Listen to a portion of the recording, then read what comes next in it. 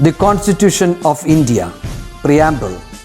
We, the people of India, having solemnly resolved to constitute India into a sovereign, socialist, secular, democratic republic and to secure to all its citizens justice, social, economic and political, liberty of thought, expression, belief, faith and worship, equality of status and of opportunity, and to promote among them all fraternity, assuring the dignity of the individual and the unity and integrity of the nation. In our Constituent Assembly, this 26th day of November 1949, do hereby adopt, enact and give to ourselves this Constitution.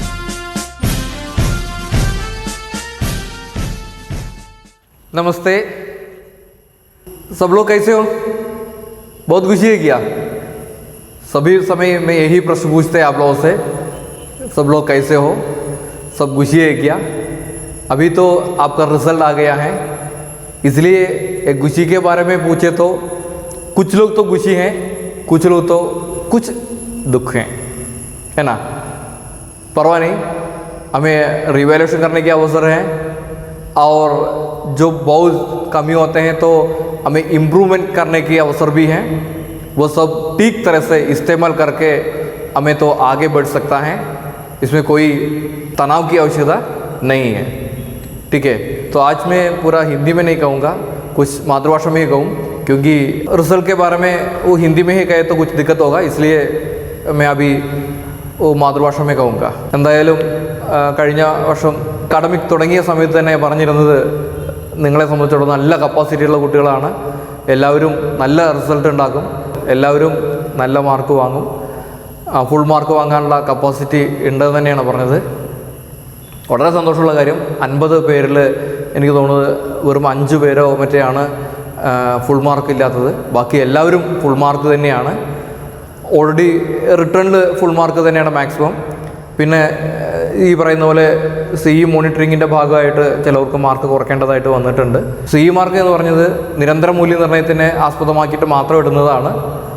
അത് ഇപ്പോഴും പലരിലും എന്തെന്ന് വെച്ചാൽ നമ്മൾ നിരന്തര മൂല്യനിർണ്ണയം നടത്തിക്കൊണ്ടിരിക്കുന്ന സമയത്ത് ഓരോ ക്ലാസ്സും കഴിഞ്ഞ് അപ് ടു ഡേറ്റ് ആയിട്ട് നോട്ട്സുകളോ കാര്യങ്ങളോ ഒന്നും അയച്ചു തരുന്നില്ല. അപ്പോൾ അങ്ങനെയൊക്കെ വരുന്ന സമയത്താണ് നമുക്ക് എന്താണെന്ന് വെച്ചാൽ CE മാർക്കും മറ്റുമൊക്കെ കുറയ്ക്കേണ്ടതായിട്ട് വരിക. ഒരുപക്ഷെ നിങ്ങൾ പഠിക്കുന്നുണ്ടാവാം, പക്ഷേ അത് മാത്രമല്ല, കണ്ടിന്യൂസ് ഇവാലുവേഷൻ എന്ന് പറയുന്നത് നിങ്ങളുടെ പരിപൂർണമായിട്ടുള്ള എല്ലാ കാര്യങ്ങളും ഉൾപ്പെടുത്തിക്കൊണ്ട് വിലയിരുത്തിക്കൊണ്ട് മാത്രമാണ് അത് നൽകുന്നത്. എന്തായാലും ഞാൻ വളരെ സന്തോഷവാനാണ്, കാരണം നല്ല റിസൾട്ട് തന്നെയാണ് ഉണ്ടാക്കിയിട്ടുള്ളത്. റിസൾട്ട് നോക്കുന്ന സമയത്ത് എല്ലാവരും 100-ൽ 100 എന്നുള്ള രീതിയിൽ തന്നെ വാങ്ങിയിട്ടുണ്ട്. വളരെ സന്തോഷം. അടുത്ത വർഷം +2 പരീക്ഷ എഴുതുന്ന സമയത്ത്, അടുത്ത വർഷം എന്ന് പറയാൻ വയ്യ, ഇനി ഈ വർഷത്തെ നിങ്ങളുടെ +2 പരീക്ഷ നടക്കുന്ന സമയത്തും അതുപോലെ തന്നെ വളരെ ഗംഭീരമായിട്ട് നിങ്ങൾ എഴുതുക, വളരെ നന്നായിട്ട് നിങ്ങൾ എഴുതുക, അതിലും ഇതുപോലെ തന്നെ മുഴുവൻ മാർക്കും കരസ്ഥമാക്കുക. സാധ്യമാവും നിങ്ങൾക്ക് കൃത്യമായിട്ട് നമ്മൾ അതാത് ക്ലാസ്സുകളിൽ എടുക്കുന്ന കാര്യങ്ങൾ കൃത്യമായിട്ട് ചിട്ടയോടുകൂടി പഠിച്ച് മുന്നോട്ട് പോവുകയാണെന്നുണ്ടെങ്കിൽ ആ മുഴുവൻ മാർക്ക് എന്നുള്ളത് നിങ്ങൾക്ക് സാധ്യമാവും. നിങ്ങളുടെ പേഴ്സൻറ്റേജും കൂടുതൽ ഇമ്പ്രൂവ് ആക്കാൻ കഴിയും. പ്രത്യേകം ശ്രദ്ധിക്കുക, കണ്ടിന്യൂസ് ഇവാലുവേഷൻ നടത്തിക്കൊണ്ടേ ഇരിക്കുന്നുണ്ട്. അതുകൊണ്ട് CE മാർക്ക് നഷ്ടപ്പെടാതിരിക്കാൻ അപ്ഡേറ്റ് ആയിട്ട് എല്ലാ കാര്യങ്ങളും, അതൊരു സബ്ജക്റ്റ് അല്ല, എല്ലാ സബ്ജക്റ്റിൻ്റെയും, കാരണം വെച്ചാൽ ഒരു സബ്ജക്റ്റിനെ ബേസ് ചെയ്തുകൊണ്ട് മാത്രമല്ല CE മാർക്ക് നടത്തുന്നത്, അത് നമ്മൾ മോണിറ്റർ ചെയ്തിട്ട് എല്ലാ ടീച്ചേഴ്സിനെയും കൂടി ഒരുമിച്ചുള്ള മീറ്റിങ്ങിലാണ് അത് തീരുമാനം എടുക്കുന്നുണ്ടാവുക. അതുപോലെ തന്നെ പുറമേ നിന്നുള്ള മറ്റുള്ള ഗവൺമെൻറ് സ്കൂളത്തെയും അതുപോലെ തന്നെ എയ്ഡഡ് സ്കൂളത്തെയും ടീച്ചേഴ്സാണ് ഇവിടെ മോണിറ്ററിങ്ങിന് വരാറ്. അപ്പോൾ അവരും അത് ഇവാലുവേറ്റ് ചെയ്യാറുണ്ട്, ക്ലാസ്സുകൾ കാണാറുണ്ട്. അപ്പോൾ ഇതിനെയൊക്കെ അടിസ്ഥാനമാക്കിയിട്ടാണ് എപ്പോഴും നടത്താറ്. അപ്പോൾ അതൊക്കെ നിങ്ങൾ ശ്രദ്ധിക്കുക, കൃത്യമായിട്ട് കാര്യങ്ങളൊക്കെ പഠിക്കുക, അപ്ഡേറ്റായി പോവുക. ഇന്നത്തെ ക്ലാസ്സും വളരെ കുറച്ച് മാത്രമേ ഞാൻ എടുക്കുന്നുള്ളൂ. കഴിഞ്ഞ ക്ലാസ്സിൽ നമ്മൾ പഠിച്ചത് ഭാഷയുടെ പ്രത്യേകതകളെക്കുറിച്ചാണ്. നിജ് ഭാഷ ഉന്നതി അഹേ എന്നുള്ള പാഠഭാഗമാണ് പഠിച്ചത്. അതിൽ സുറിനാം കെ പെഹ്ലാ ദിൻ എന്നുള്ള പാഠം നമ്മൾ പഠിച്ചു കഴിഞ്ഞു. അതിൽ ഭാഷയെക്കുറിച്ചും ഭാഷയുടെ പ്രത്യേകതകളെക്കുറിച്ചും എത്ര ബോലിയാം നമുക്ക് ഉണ്ട് എന്നുള്ളതും ഭാരതത്തിൽ എത്ര ബോലിയാം ഉണ്ട് എന്നുള്ളതും എല്ലാം പഠിച്ചു കഴിഞ്ഞതാണ്. ഇനി നമുക്ക് പഠിക്കാനുള്ളത് സൂർദാസിൻ്റെ മേരെ ലാൽ എന്നുള്ള പാഠഭാഗമാണ്. അത് 2 പദങ്ങളായിട്ടാണ് മാറ്റിയിട്ടുള്ളത്. സൂർദാസിൻ്റെ രചനകളെ മുഴുവൻ പദ് എന്നുള്ള രീതിയിലാണ് അറിയപ്പെടുന്നത്. കബീർദാസ്, തുളസിദാസ് അവരൊക്കെ എഴുതുന്നത് ദോഹയാണ് എങ്കിൽ സൂർദാസ് എഴുതിയിട്ടുള്ളത് പദ് ആണ്. കാരണം ഓരോ രീതിയിലുള്ള വൃത്തത്തിൽ എഴുതിയിട്ടുള്ളതിനെയാണ് ഈ പദ് എന്ന് പറയപ്പെടുന്നത്. അപ്പോൾ സൂർദാസിനെ കുറിച്ച് നമുക്ക് കൂടുതലായിട്ട് വിശദമായിട്ട് ആദ്യം പഠിക്കാം. സൂർദാസ് ഭക്തികാലത്തിലെ പ്രമുഖ കവിയാണ്. ഭക്തികാലത്തിനെ രണ്ടായിട്ടാണ് തരംതിരിച്ചിട്ടുള്ളത്. അത് ഒന്ന് सगुण भक्तिकाल, रंड निर्गुण भक्तिकाल. तो भक्तिकाल किस प्रकार हैं और भक्तिकाल की विशेषताएं वो अभी मैं यहाँ पे लिखकर दिखाऊंगा. अब तो समझना है, ठीक है. अभी हम तो सूरदास के बारे में पढ़ रहा है. सूरदास तो भक्तिकाल के कवि हैं. तो भक्तिकाल उसके बारे में मैं बता दूंगा. अभी ये श्यामपट में देखो, भक्तिकाल तो दो प्रकार में बांटा हुआ है. एक तो सगुण भक्तिकाल और अगला तो निर्गुण भक्तिकाल. सगुण भक्तिकाल को दो प्रकार में फिर भी वो बांटा हुआ है. एक तो राम भक्त और अगला तो कृष्ण भक्त. और राम भक्त के कवि हैं तुलसीदास. कभी आप लोगों सुना होगा तुलसीदास के बारे में. और अगला है कृष्ण भक्त. कृष्ण भक्त के प्रमुख दो कवि हैं सूरदास और तथा मीरा भाई, ठीक है. और भक्तिकाल में निर्गुण भक्ति तरह के कवि हैं कबीरदास, ठीक है. ये तो केवल भक्तिकाल के ये सब तो विभाजन क्या क्या होते हैं ये सब समझने के लिए मैं आपको बता दिया है. दो रूप में बांटा हुआ है, सगुण भक्त और निर्गुण भक्त. पिछले साल आप लोग पढ़ा है कबीरदास के बारे में. ज्ञानाश्री शाखा के निर्गुण भक्ति धारा के प्रमुख संत कवि हैं कबीरदास, ऐसे आप लोग लिखा है ना. तो केवल कबीरदास नहीं है निर्गुण भक्ति के, लेकिन प्रमुख कवि के रूप में कबीरदास को वो निर्गुण भक्ति धारा का कवि माना जाता है. और उसी प्रकार है अभी यहाँ सगुण भक्तिकाल. सगुण भक्तिकाल में राम भक्त हैं और कृष्ण भक्त हैं. राम भक्त का प्रमुख कवि हैं तुलसीदास और कृष्ण भक्त का प्रमुख कवि हैं सूरदास तथा मीरा भाई, ठीक है. ये तो भक्तिकाल का विभाजन. तो सूरदास के बारे में लिखते समय हम ऐसा लिखना है. तो भक्तिकाल के सगुण भक्तिधारा के कृष्ण भक्त कवि हैं सूरदास. वो सूरदास के प्रमुख पद से लिया गया है ये पद. ऐसे शुरू करते हुए हम तो आस्वादन टिप्पणी या कविता का व्याख्या, पद का व्याख्या ये सब लिखना पड़ेगा, ठीक है. ये समझने के लिए मैं केवल ये भक्तिकाल किस प्रकार है और भक्तिकाल के कवि कौन कौन है ये सब समझने के लिए मैं दिखाया, ठीक है. समझाए क्या? अभी तो भक्तिकाल के प्रमुख कवि सूरदास, उनके बारे में मैं बता दूंगा. ऐसे कहते हैं कि सूरदास जन्मांत हैं, लेकिन कुछ ग्रंथों में ऐसा भी कहते हैं वो जन्मांत नहीं है, वो तो बाद में वो अंत बन गया है, ठीक है. तो भी जो भी हो हम ये समझना है सूरदास की और एक विशेषता भी है, वो तो अंत कवि भी हैं. तो सूरदास के बारे में मैं एक कहानी बता दूंगा आपको, ठीक है. वो तो मातृभाषा में भी बता दूँ आपको समझने के लिए. സൂർദാസ് ജനിച്ച സമയത്ത് തന്നെ അന്ധനായിരുന്നു എന്നാണ് അറിയപ്പെടുന്നത്. അങ്ങനെ അന്ധനായിട്ടുള്ള സൂർദാസ് മാതാപിതാക്കളിൽ നിന്നും അതുപോലെ തന്നെ അതിനുശേഷം പിന്നീട് അദ്ദേഹത്തിൻ്റെ ഗുരുനാഥനിൽ നിന്നും എല്ലാം ശിക്ഷ പ്രാപ്തമാക്കി. അങ്ങനെ അദ്ദേഹം ഒരിക്കൽ നടന്നു പോകുന്ന വഴിയിൽ വഴിതെറ്റി, കണ്ണ് കാണാത്തതുകൊണ്ട് വഴിതെറ്റി കാട്ടിലകപ്പെടുകയും കാട്ടിലെ ഏതോ ഒരു പൊട്ടക്കിണറ്റിൽ അറിയാതെ അദ്ദേഹം വീണു എന്നാണ് പറയപ്പെടുന്നത്. മാത്രമല്ല പിന്നീട് അദ്ദേഹം അതിൻ്റെ ഉള്ളിൽ കിടന്ന് ജീവന് വേണ്ടി ഉറക്കെ നിലവിളിച്ചു, സഹായത്തിന് വേണ്ടി ഉറക്കെ നിലവിളിച്ചു. ആരെങ്കിലും ഒന്ന് സഹായിക്കണേ എന്ന് പറഞ്ഞ് അദ്ദേഹം ഒരുപാട് നിലവിളിക്കുകയാണ്. അങ്ങനെ അദ്ദേഹം ഒരുപാട് നിലവിളിച്ചതിന് ശേഷം ഭഗവാൻ കൃഷ്ണൻ അദ്ദേഹത്തിൻ്റെ മുമ്പിൽ പ്രത്യക്ഷപ്പെട്ടു എന്നുള്ളതും ഭഗവാൻ കൃഷ്ണൻ്റെ കൈകൾ അദ്ദേഹത്തിൻ്റെ മുമ്പിലേക്ക് നീട്ടി അദ്ദേഹത്തിനെ ആ കിണറ്റിൽ നിന്ന് രക്ഷിച്ചു കൊണ്ടുപോയി എന്നാണ് പറയപ്പെടുന്നത്. അതിനുശേഷം കൃഷ്ണൻ തൻ്റെ ബാലലീലകൾ മുതൽക്ക് മരണം വരെയുള്ള എല്ലാ ദൃശ്യങ്ങളും അന്ധനായിട്ടുള്ള ഈ സൂർദാസിന് ദിവ്യദൃഷ്ടിയിൽ കാണിച്ചു കൊടുക്കുകയും സൂർദാസ് അത് മുഴുവൻ തൻ്റെ രചനകളിലാക്കി മാറ്റുകയും ചെയ്തു എന്നാണ് ഒരു സിദ്ധാന്തം. ഒരു കഥയിൽ അങ്ങനെയാണ് പറയപ്പെടുന്നത്. ഇനി മറ്റൊരു രീതിയിൽ പറയപ്പെടുന്നത് അദ്ദേഹം ജന്മാന്ധനായിരുന്നില്ല. അദ്ദേഹം നിങ്ങളൊക്കെ പോലെ തന്നെ പഠിച്ചു മിടുക്കനായി മുന്നോട്ട് പോയിക്കൊണ്ടിരിക്കുകയായിരുന്നു.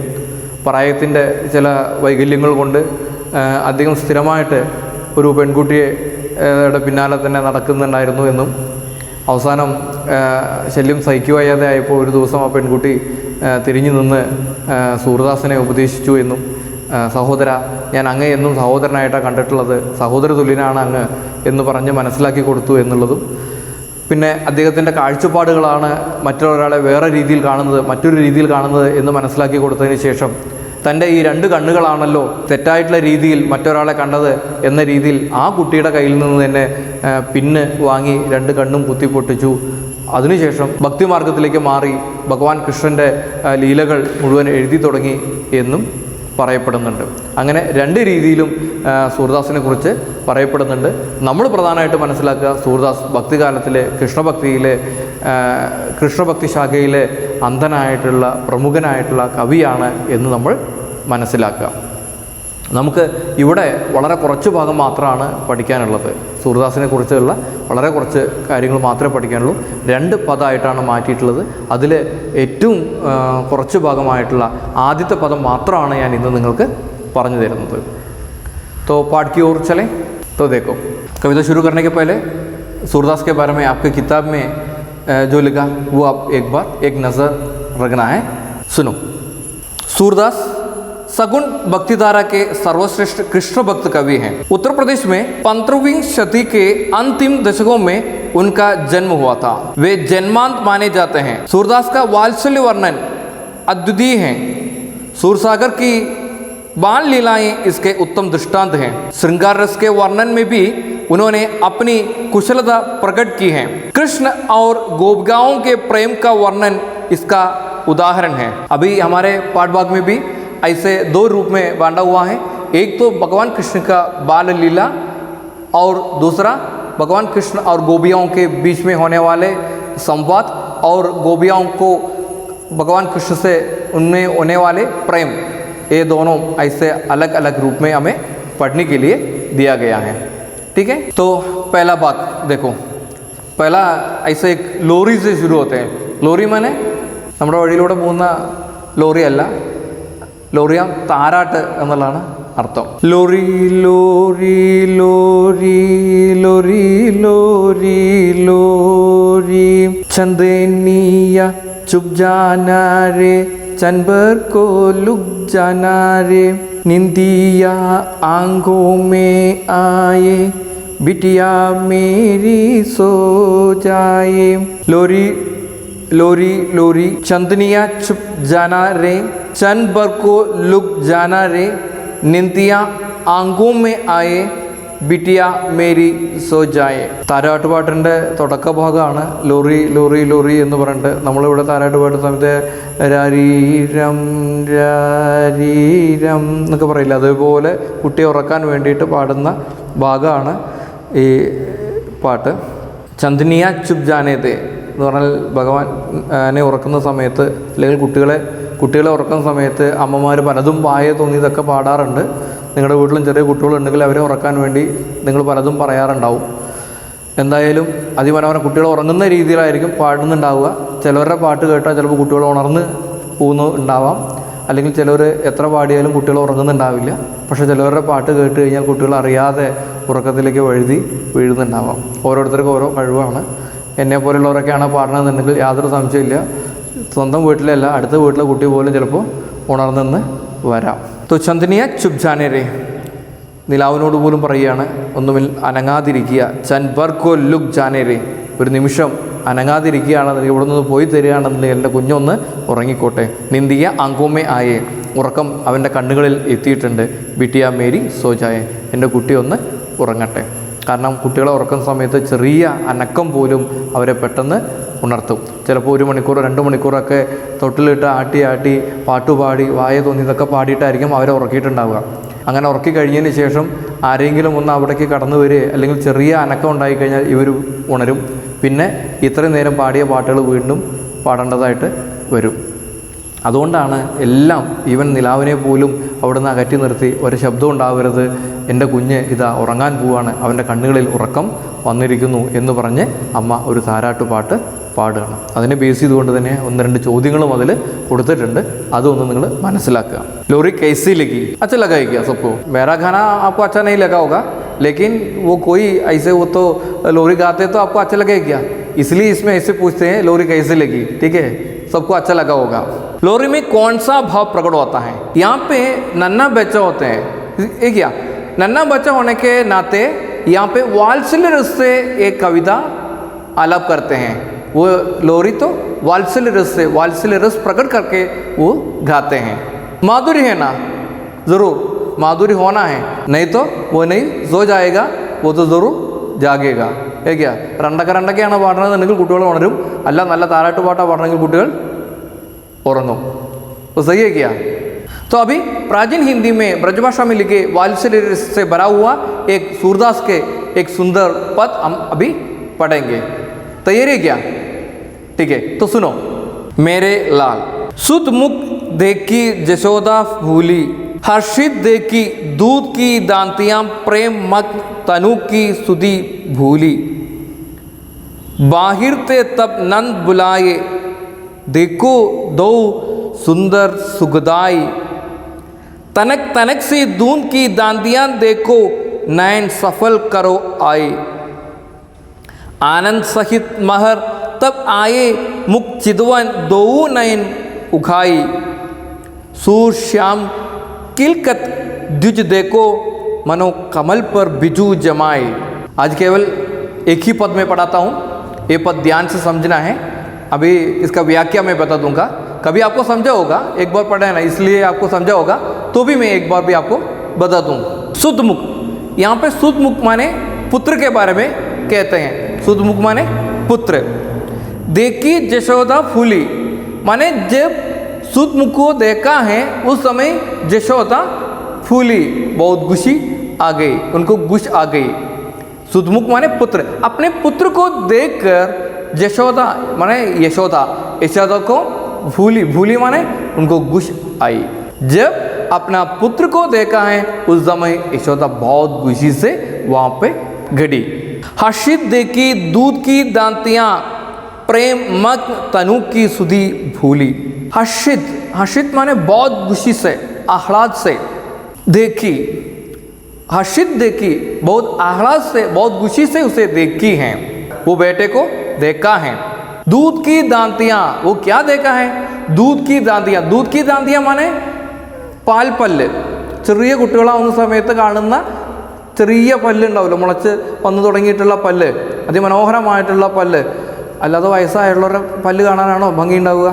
അല്ല, യാതൊരു സംശയമില്ല. ചെറിയ കുട്ടികളുടെ മുഖത്ത് ആ പുഞ്ചിരിച്ച് കഴിഞ്ഞാൽ കാണുന്ന പല്ലുകളുടെ മനോഹാരിത, എപ്പോഴും ചിരിക്കുമ്പോഴാണ് മനോഹാരിത. പക്ഷേ മിക്ക ആൾക്കാരും എന്താ ചെയ്യുക കഴിഞ്ഞാൽ ചിരി വന്നു കഴിഞ്ഞാൽ ഉടനെ അത് വായ കുത്തി മറച്ചു വയ്ക്കുകയാണ് ചെയ്യുന്നത്. പ്രത്യേകിച്ച് പെൺകുട്ടികൾ എപ്പോഴും ചിരിക്കുക, ചിരിച്ചു കഴിഞ്ഞാൽ കാണാൻ ഭംഗി കൂടുതലാണ്. അത് ആൺകുട്ടികളായാലും ശരി പെൺകുട്ടികളായാലും ശരി. അപ്പോൾ ചിരി മറച്ചു വയ്ക്കാനുള്ളതല്ല, ചിരിക്കാനുള്ളതാണ്, ചിരി പ്രകടിപ്പിക്കുക. പലർക്കും പലരും കണ്ട ചിരി വരുന്നേ ഇല്ല, ചിരിക്കണമെന്ന് വിചാരിച്ച് ചിരിക്കും, അങ്ങനെയുള്ള ആൾക്കാരും ഉണ്ട്. പക്ഷെ നിങ്ങളല്ല, പൊതുവെയുള്ള കാര്യമാണ് പറയണത്, മറ്റൊരാളെ ആൾക്കാരെ കുറിച്ചാണ് പറയണത്. നമ്മുടെ ക്ലാസ്സിലുള്ള എല്ലാവരും വളരെ സുന്ദരന്മാരും സുന്ദരികളാണ്, എപ്പോഴും പുഞ്ചിരിച്ച മുഖവുമായിട്ടുള്ളവരാണ്. ഈ ക്ലാസ് കാണുമ്പോൾ തന്നെ വളരെ പുഞ്ചിരിച്ചാണ് നിങ്ങൾ ക്ലാസ് കാണുന്നത് എന്നുള്ളത് എനിക്ക് നന്നായിട്ട് അറിയാം. ശരിയല്ലേ? ठीक है. हर्षित देखी तो खुशी से उसे देखा है उनकी दूध की दांतियाँ. ആ പാൽപ്പല്ലുകൾ കണ്ടപ്പോൾ തന്നെ അവർക്ക് വളരെയധികം സന്തോഷമായി. प्रेम मत तनु की सुधी भूली, तो प्रेम से भरी वो दूध की दांतियाँ जब देखा है उस समय वो अपने आप को भूल गई हैं. എന്ന് പറഞ്ഞാൽ അത് കണ്ട സമയത്ത് യശോദ തന്നെ മറന്നുപോയി. അത്രയും ആ സൗന്ദര്യം ഉണ്ട്, അത്രയും സൗന്ദര്യമുണ്ട് ആ മുഖത്ത് കാണുന്ന ആ പല്ല്, പാൽപ്പല്ലുകൾ. കൃഷ്ണൻ്റെ, ഭഗവാൻ കൃഷ്ണൻ്റെ ആ ചെറിയ പല്ലുകൾ കണ്ടപ്പോൾ തന്നെ മറന്ന് പോയി യശോദ. ബാഹിർ ते तब नंद बुलाए देखो दो सुंदर सुगताई. उसी समय से बाहर रहने वाले नंदगोबर को वो बुलाया है. ए जल्दी अंदर आओ, ये देखो दोनों दांत देखो. वो बाहर से खड़े नंदगोबर को वो जल्दी अंदर को बुलाया. फिर ये देखने के लिए कहा है, भगवान कृष्ण का सुंदर मुख देखने के लिए कहा है. बाहर थे तब नंद बुलाए देखो दो सुंदर दो सुंदर सुगताई. वो सबको सुख देने वाले जैसे वो सुंदर दांतियाँ देखिए. നന്ദഗോപരെ വിളിച്ച് പറയുകയാണ്, ആരും കണ്ടു കഴിഞ്ഞാൽ ഇഷ്ടപ്പെടുന്ന ആ മുഖം ഒന്ന് വന്ന് കാണൂ, എത്ര സുന്ദരമാണ് അവൻ്റെ ആ പാൽപ്പല്ലുകൾ, അവനെ ഒന്ന് വന്ന് നോക്കൂ എന്ന് പറഞ്ഞ് യശോദ നന്ദഗോപരെ ഉള്ളിലേക്ക് വിളിക്കുകയാണ്. തനക് തനക് सी दूध की दांतियाँ देखो नयन सफल करो आए. तनक तनक सी दूध की दांतियाँ, तनक तनक छोटी छोटी दूध की दांतियाँ, ആ പാൽപ്പല്ലുകൾ കാണുന്ന സമയത്ത് देखो नयन, जो लोग देखता है उस सबका नयन में आह्लाद आएगा, खुशी आएगा. ആരാണോ വന്ന് കാണുന്നത് ആ പാൽപ്പല്ലുകൾ ആര് തന്നെ വന്ന് കണ്ടു കഴിഞ്ഞാലും അവർക്കൊക്കെ ആനന്ദം ഉണ്ടാവുള്ളൂ, സന്തോഷം ഉണ്ടാവുള്ളൂ. അതുകൊണ്ട് വന്ന് നോക്കാൻ പറയുകയാണ്. സഫൽ കറോ ആയി തൃപ്ത് ഹോ ജാന, तो वो देखकर आप तो तृप्त हो जाना है. आनंद सहित महर तब आए मुख चिदवन दो नयन उखाई. जब ऐसे कहा है बाहर रखने वाले, बाहर गड़े वाले नंदगोबर से जब यशोदा यहाँ पे अंदर आकर भगवान कृष्ण को देखने के लिए कहा है, उस समय वो अंदर आ गया है. जब अंदर आकर ये देखा है, उस समय उनका जब चेहरा देखा है, उस समय उनको बहुत आनंद आ गया है. आनंद सहित महर तब आए. महर यहाँ पे नंदगोपर, महर नंदगोपर. मैं 2 बार दोहराता हूँ समझने के लिए. मुख चिदवन दो, वो मुख चिदवन, उनका मुख देखकर, चिदवन अभी देखकर, वो दृष्टि पे पड़कर, वो मुख देखकर 2 नयन उखाई, उनके दोनों आंख तृप्त होता है. आनंद में उखाई माने तो बहुत खुशी होता है, माने उनका आंखों में भी खुशी आ गई. सूर श्याम किलकत द्विज देखो मानो कमल पर बिजू जमाए. सूर से लिखे हुए ये भगवान कृष्ण का मुख देखकर ऐसा लगता है, सूरदास ऐसे कहते हैं अपने पद में, वो भगवान कृष्ण का मुख देखकर ऐसा लगता है जब कमल के बीच में वो बिजली कड़की है, वो बिजली का रोशनी आती है, उसी प्रकार उतना सुंदर है उनका चेहरा. भगवान कृष्ण का चेहरा उतना सुंदर है. सूर, यहाँ पे सूरदास का पद है इसलिए सूर ऐसे कहते हैं. सूर अपने पद में ऐसे कहते हैं कि श्याम किलकत, वो श्याम माने हम कृष्ण, कृष्ण का वो किलकत, वो खुशी से भरा हुआ സന്തോഷമായിട്ടുള്ള द्विज देखो, उनका द्विज दांत पल्ल कंडित देखो देखकर मानो ऐसा लगता है, मानो माने ऐसा लगता है कि कमल पर बिजू जमाई. കമൽ पर ബിജു ജമായി. കമൽ താമരപ്പൂവ്, താമരപ്പൂവിൻ്റെ ഉള്ളിൽ നിന്ന് തന്നെ, താമരപ്പൂവ് തന്നെ അതിമനോഹരമാണ്, ആ താമരപ്പൂവിൻ്റെ ഉള്ളിൽ നിന്ന് ഇടിമിന്നൽ പോലെയുള്ള പ്രകാശം വരികയാണെന്നുണ്ടെങ്കിൽ എത്ര വെളിച്ചമായിരിക്കും. അതുപോലെ ഇവിടെ ഭഗവാൻ കൃഷ്ണൻ്റെ മുഖം ഒരു താമരപ്പൂവായിട്ടും ആ ചിരിക്കുന്ന സമയത്ത് കാണുന്ന പല്ലുകൾ ഇടിമിന്നൽ പോലെയുള്ള വെളിച്ചമായിട്ടും കണക്കാക്കിയിട്ടാണ് ഇവിടെ പറഞ്ഞിരിക്കുന്നത്. ആ രീതിയിലാണ് ഇവിടെ വർണ്ണിച്ചിരിക്കുന്നത്. അത്രയും സുന്ദരമാണ് ഭഗവാൻ കൃഷ്ണൻ്റെ മുഖം കാണാൻ. നിങ്ങളെ ഓരോരുത്തരും അതുപോലെ തന്നെയാണ്. വളരെ ചെറിയ കുട്ടികളാവുന്ന സമയത്ത് കാണാൻ അതിമനോഹരമാണ്, സുന്ദരന്മാരാണ്, സുന്ദരികളാണ്. ഇതേപോലെ कमल पर बिजू जमाई जैसे आपका चेहरा भी जब आप नन्हा बच्चा होते उस समय लगा होगा आपके माँ बाप को. तो केवल इतना है, केवल कुछ भाग में बता देता है. अभी ये पद का आशय वो आपकी किताब में जो लिखा वो मैं पढ़ाता है. वो पढ़ते समय साथ साथ आप तो एक कविता भी पढ़ना है. दोनों एक साथ आप पढ़े तो आपका आसानी से समझ भी सकते हैं. ठीक है. अभी पाठ भाग के आधार पर बहुत कुछ प्रश्न मैं आपको देता हूँ, वो भी आप जल्दी से जल्दी लिखकर मुझे भेज देना है. ठीक है. सबसे पहला ऐसा है, वो पढ़ित पद में क्या क्या नया शब्द आपको मिला है उसका अर्थ हिंदी में लिखना है. वो किताब में है, वो किताब में देखकर आप तो लिखकर मुझे भेज देना है. ठीक है. दूसरा पद का नहीं, केवल पहला पद का. ठीक है. और उससे संबंधित कुछ प्रश्न हैं, वो देखो. पहला प्रश्न ऐसा है, यशोदा माँ अपने आप को भूल गई, कब और क्यों? कब भूल गई है? जब तो भगवान कृष्ण का चेहरा देखा है उस समय वो उनका खूबसूरत में मग्न होकर अपने तन को भी वो भूल गया है, माने अपने आप को वो भूल गया है. मानो कमल पर बिजू जमाई का तात्पर्य क्या है? कमल के बीच में बिजू जमाई माने क्या, उसका अर्थ क्या है, उसमें से क्या समझा है? माने वो भगवान कृष्ण का सौंदर्य उतना बड़ा है, वो जिस प्रकार कमल के बीच में बिजली जमाई है, बिजली का रोशनी आते हैं, उतना सुंदर है अभी यहाँ पे भगवान कृष्ण. और अगला भगवान कृष्ण का बाल लीला से संबंधित पहला पद का आस्वादन टिप्पणी आप तो लिखना है. आस्वादन टिप्पणी लिखते समय क्या क्या याद करना है वो सब आपको जानते हैं. 5 अनुच्छेद में आप तो लिखना है.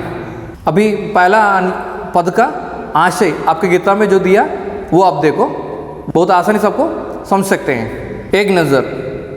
अपने बेटे का मोहक चेहरा देखकर माता यशोदा बहुत खुशी हुई. आह्लाद के साथ बेटे के दुए दांतों को देखकर लाड प्यार में मग्न यशोदा का होश खो जाता है, अर्थात अपने आप को वो भूल जाती हैं. वो बाहर से अपने पति देव नंद को बुलाकर पुत्र का सुंदर सुखदायी रूप देखने को कहती हैं. वो कहती हैं पुत्र को छोटे छोटे द्वितीया दांत को देखने पर नयन सुख प्राप्त हो जाता है। पत्नी की बातें सुनकर आनंदित नंद अंदर आए, उनके मुख और चितवन खुशी से भर गए। सूरदास कहते हैं कि किलकारी करने वाले कृष्ण के दांतों को देखकर ऐसा लगता है मानो लाल कमल पर बिजली जम गई हो। बाल कृष्ण का सौंदर्य अनुपम है, उनका चेष्टाएं हृदयहारी तथा अद्वितीय हैं। अभी आपको आसानी से समझे क्या? कोई शंका है तो आपको मुझे बुला सकता है। ध्यान से पढ़ना है। +1 में किस प्रकार आप तो पूरा अंक प्राप्त किया, उसी प्रकार सब लोग +2 में भी पूरा अंक प्राप्त करना है। ठीक है, तो समय बंधित करके आप तो पूरा से पूरा मुझे भेज देना है, नहीं तो दिक्कत होगा। ठीक है, तो अगला कक्षा में मिलेंगे। तो अच्छा, धन्यवाद।